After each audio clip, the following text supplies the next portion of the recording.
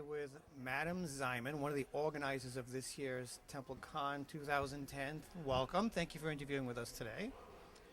Can you give us a little history about TempleCon, like when it started? TempleCon started we started organizing in 2005 for a 2006 show. And it was a fairly small show at the time. It was about 130 people. That was in Providence. And it's grown since then. We're guessing that we're going to have about 1,000 people this year. So you've been doing it consistently since 2006. Yes, this is our fifth year. Okay. And give the viewers a little bit of the purpose of TempleCon. Why'd you organize it? So we could have a convention we like to go to. Okay. It was a matter of having the kinds of things that we were looking for at conventions at our own convention. Kind of giving people the best that we had experienced at other conventions over the years that we've been going, and also to do things that were entirely new and different. Okay. And how did you get involved in role-playing games, tabletop games, that type of thing? Oh, I started playing role-playing games when I was 16, back in high school. A girl that likes to play role-playing games. All right. I know plenty of girl gamers. Well, I know.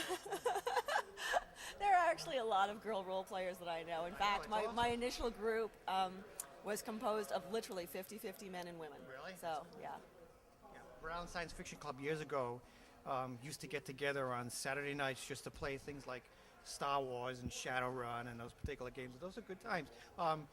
You also have, I noticed Xbox, they're playing Xbox games here as well. Yes, those are very popular. I actually enjoy playing a lot of those games myself. Right. So, and we actually also have this year we actually have PC Land gaming and have Neo Geo Arcade. Right. So, Yeah, in fact, I'm running a tournament tomorrow. Yeah, we saw a look at those. Those are pretty fun. Those are nice. Can you buy those arcade games? You can. They're a collector's item, Right. and there's an entire community surrounding the collecting of those kinds of games and the restoration of them. Our 3 Neo Geo arcades weren't bought in pristine condition. They've been restored by our convention director. So. Right. Cool. And what do you think some of the advantages are, like, to playing role-playing games and tabletop games versus maybe an Xbox game where you still get the camaraderie over line, but it's not the same as far as in the same room with the same people? It isn't, but honestly, it's kind of comparing apples and oranges. I think that when people get down on video games as though, it's taking away from analog games, and I hear that, from a lot of kind of older, stick-in-the-mud kind of gamers, they're discounting what is valuable in both types of gaming, and I very much believe that one should be able to enjoy both analog and digital gaming simultaneously, side by side. Right. In fact, I think it's very interesting to note that games like Carcassonne, these games are now translating onto the Xbox and getting players interested in board games who would never have touched a board game before in their life. There you go. Okay. And so there's a good crossover back and forth. It's not simply, we see a drain from analog gaming to digital gaming. It actually goes both ways. Right. It's just a matter of all the different types of gamers getting exposed to each other, which is one of the things that's really important for us here at TempleCon. Okay, good. Now, talk to us about some of the sponsors that helped you out this year. Oh, we had quite a variety of sponsors. The Dice Turret, which is a company that makes cardboard, more affordable versions of dice towers. They sponsored us very nicely. We also got sponsorship from larger companies such as Wizards of the Coast.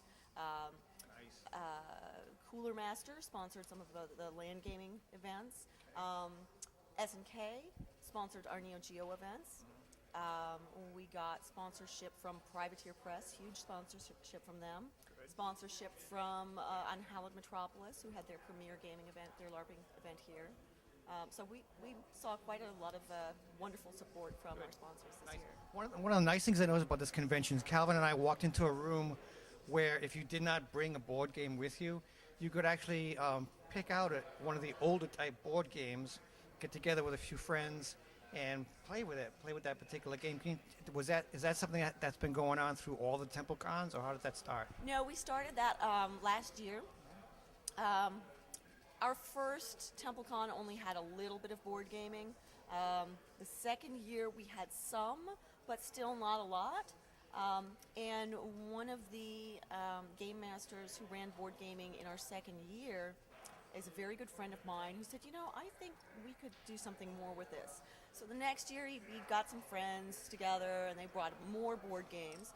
And, it was still fun, but they weren't getting quite the draw that they wanted. So they said, you know what? We should have a library that people can check board games out of, as long as they still stay in the same room, Right. and play whatever they want. And so last year we tried it out. We had 40 board games last year to do that with. And then, of course, our regular board gaming events as well. Right. This year we have, I believe, it's 120 board games within the library, and we intend on building on it each year.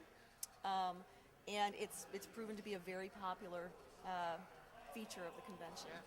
Very nice. Now, TempleCon for next year is going to be here at the Crowne Plaza, or have you decided where it's going to be? It's going to be here at the Crowne Plaza. We've had a Right. wonderful experience with the Crowne. Their staff, their facilities have just been incredible. We like the fact that it's all on one floor. I mean, with the exception of we've got panels upstairs, but that's it. Okay. Everything else is on the ground floor, easy to access, and their staff has been incredible, very responsive, and clearly enjoying the event themselves. So it's been a very good relationship. Good. Now, push the website. That would be www.templecon.org. What's that? Well, you don't have next year's dates. We do don't you? have next year's date yet, but it's likely to be the first weekend in February again. Right, yeah. We try to avoid the Super Bowl this weekend because they pushed the schedule around a bit Right. this year. It changed things, but we do try to avoid Super Bowl weekend. But usually we're the first weekend in February. Yeah, well, we appreciate you keeping this convention in the Rhode Island area, because Rhode Islanders, we live here.